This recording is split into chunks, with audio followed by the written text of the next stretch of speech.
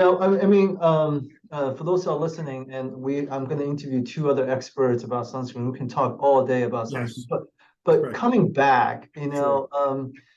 and and you mentioned all these different programs, and you haven't touched upon the mobile Right, screening service, right? right. Let How me, do is this bus coming out again during the summer, the next it summer? is, it is. Okay, So basically what we're talking about, it's called Destination Healthy Skin.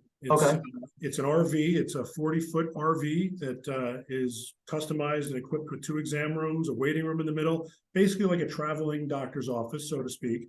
And we drive around the country for 4 to 5 months every summer, where local dermatologists volunteer their time. They come out to the RV and perform free skin cancer screenings.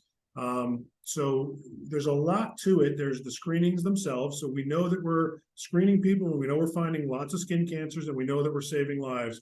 I could go on and on about the number of people where we found melanomas. They had them treated. They had no idea they had a melanoma. So we know we're saving lives that way. And how then does how I mean I think people you mentioned before, like folks who are living in the major cities, that's relatively easy to access their dermatologist. And does this mobile screening bus, and can people find, is this just the itinerary that people can yeah, find it? Okay. yeah, so we build out an itinerary well in advance, and we start recruiting the dermatologists to volunteer their time. So we actually, on our website, again, skincancer.org, Okay. it's called Destination Healthy Skin. We have the whole thing mapped out where it's like, here are the cities that we'll go to. Again, we All don't right. have the 2023 schedule up yet. We will in a few months. Okay. We're working on that now, but the itinerary is built out. There'll be the date, the location, the times.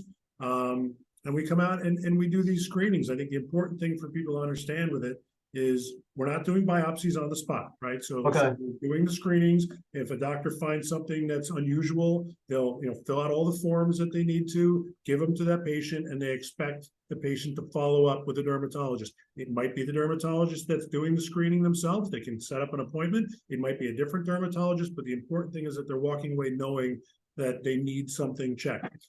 We have been in situations where doctors have almost deemed it an emergency and said, call my assistant, get in my office Wow. tomorrow. I'm going to see you right away. Well, So I it mean, creates this that service kind of a is really situation. helpful. I mean, I think once we get off the phone and get off this call, and I'm going to definitely add a link to it so that